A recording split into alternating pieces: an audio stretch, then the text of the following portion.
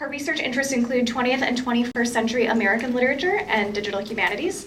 Specifically, she's interested in issues of networks and new media.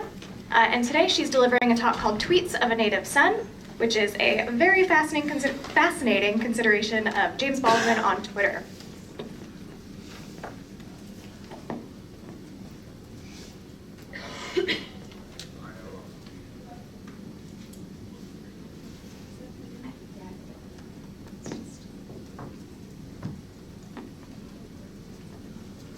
Can you hear me?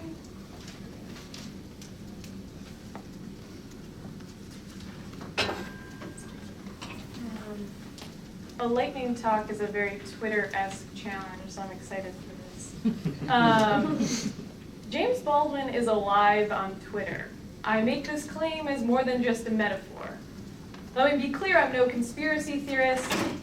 I accept the widely acknowledged historical fact that James Baldwin died in France in 1987, and yet I hope this talk will demonstrate that James Baldwin's voice is literally alive on this social media platform, speaking new words that Baldwin himself never spoke or wrote. Media data offers unprecedented potential for the study of literary readership, reception, and production. These two tweets from DeRay McKesson, one of the Black Lives Matter movement's leaders and most popular tweeters, show two different versions of Baldwin's words that have circulated widely on Twitter and demonstrate the phenomenon that is the subject of my talk today. The quote in the illustration on the left, "To be a Negro in this country and to be relatively conscious is to be in a rage almost all the time," is something that Baldwin said in a 1961 radio discussion called "The Negro in American Culture." The quote in the illustration on the right, however, is something different. Something Baldwin did not say, though clearly it is based on something he did. To be black and conscious in America is to live in a constant state of rage. What is the status of this new literary object? Who authored it? Is it merely misquotation or fake news? Or perhaps, barring knee-jerk moralistic judgments, is it something even more complicated and more interesting? What can Twitter tell us about the way James Baldwin is being read and about the people who are reading him?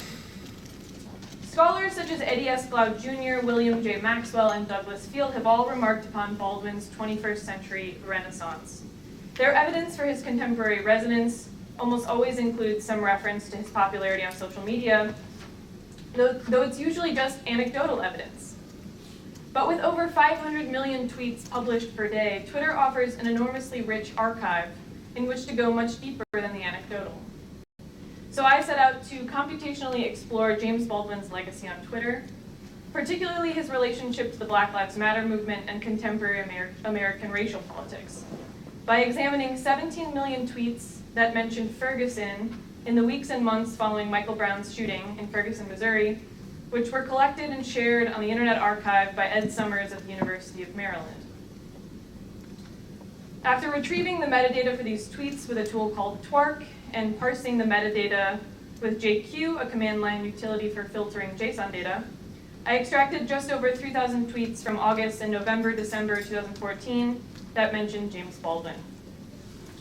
Though popularity is not the only, or perhaps even the most important metric of influence, I next analyzed the most popular tweets in this smaller Baldwin archive, the ones with the highest retweet count, which revealed that Twitter users most often invoked Baldwin through quotation.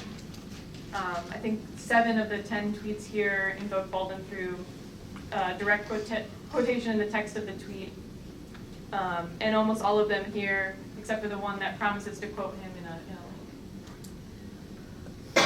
Twitter users even seem to have a meta-awareness of the influx of Baldwin quotations in the Ferguson conversation.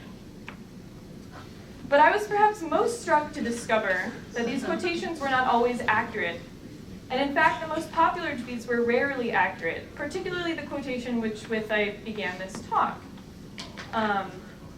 Each of these tweets is a different version of this quote with a different combination of words and different omissions.